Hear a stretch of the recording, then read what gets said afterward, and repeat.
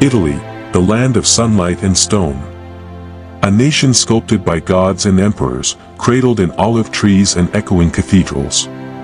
To the world, it is a place of art, romance, and memory. But beneath the cobbled streets and warm Mediterranean smiles lies something older, deeper, stranger. This is a country where the living still speak to the dead, where curses travel faster than the wind, and where tradition and superstition hold hands beneath every feast and funeral. Tonight, we do not follow the tourists. We walk with the forgotten. We listen for whispers in crypts, for blessings muttered in secret, and for truths that refuse to die. Welcome to the Italy you were never meant to see. Espresso and exorcisms. In the early mornings of Naples, espresso machines hiss like serpents. Men in tailored suits down their coffee in a single gulp, while grandmothers in aprons offer silent prayers to saints long dead. Cafes buzz with politics, gossip, and superstition. To drink cappuccino after 11 a.m. is not just unfashionable, it's a cultural blasphemy. But beneath the froth of coffee culture lies a deeper obsession, protection from il malocchio, the evil eye. The malocchio is not metaphorical. In much of southern Italy, it is as real as the stones of Pompeii. It is said to lurk behind envious glances, capable of souring milk, wilting plants, and causing inexplicable illnesses. To combat it, Italians don't rely solely on medicine. They arm themselves with rituals, prayers, oil and water divinations, and the omnipresent cornicello, a small, twisted red horn that mimics the shape of a chili pepper but bears the power of a lightning bolt. In Palermo, a middle-aged man named Johnny swears his construction business was saved by his nana's secret ritual involving holy water, rosemary, and a hand-carved corno. It wasn't the banks that saved me, he says, it was the saints and the old ways. The bones beneath the basilica. If you travel to the island of Sicily, beneath the streets of Palermo lies the Capuchin catacombs, a cold, silent city of the dead.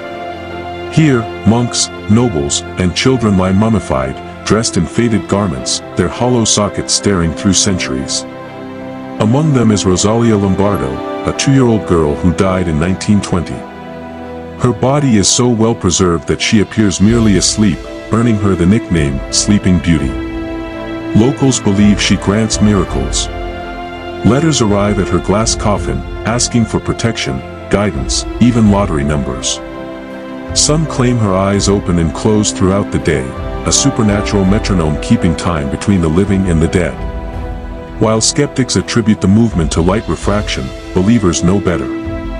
Science cannot explain everything, says Sister Carmela, a nun who prays daily in the catacombs. Rosalia is watching.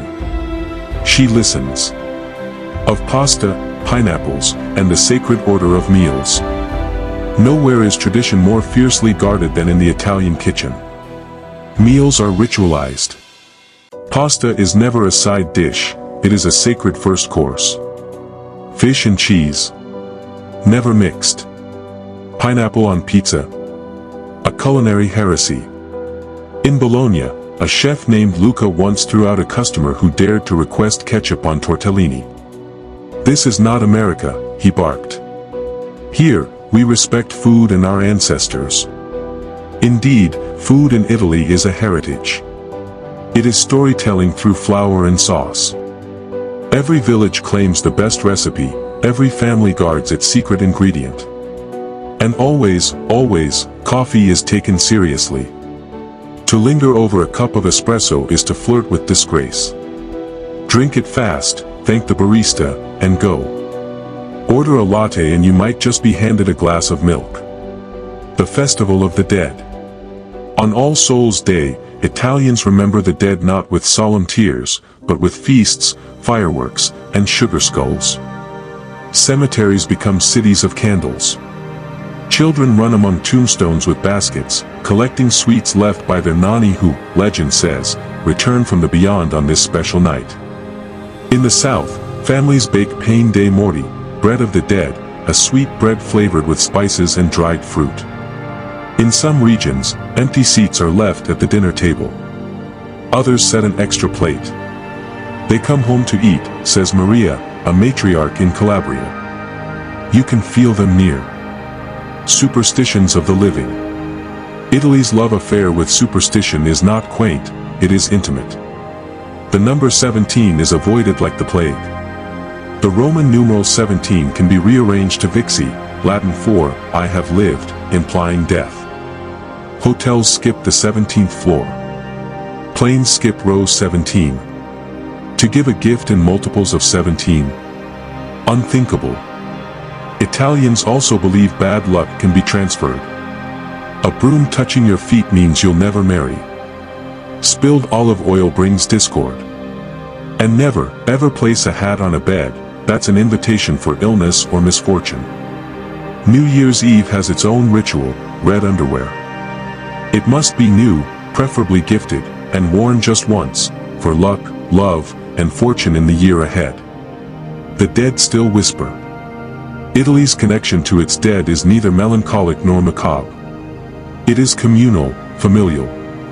The line between living and dead is porous. Spirits linger in kitchens, in prayer rooms, in the folds of an old scarf left on a chair. Ghosts are not feared, they are respected, remembered, and, sometimes, petitioned. In Naples, small roadside shrines called edicole votive glow with candles and photographs. They are for saints, yes, but also for neighbors, relatives, children lost too soon. It is not uncommon to see someone pause and whisper to the face in the frame. We came in search of answers, of ancient rituals, of hidden beliefs, of truths buried in time. But what we found was something more profound. A people who carry the sacred in their bones. A culture that does not forget. In Italy, the past is not gone, it simply changes its clothes. From red horns hanging in rearview mirrors, to saints who still bleed, to the quiet prayers whispered over rosemary sprigs, the old ways live on. And maybe, just maybe, that is the secret of Italy. Not just its history. Not just its beauty. But its memory. Alive. Eternal. Watching us still.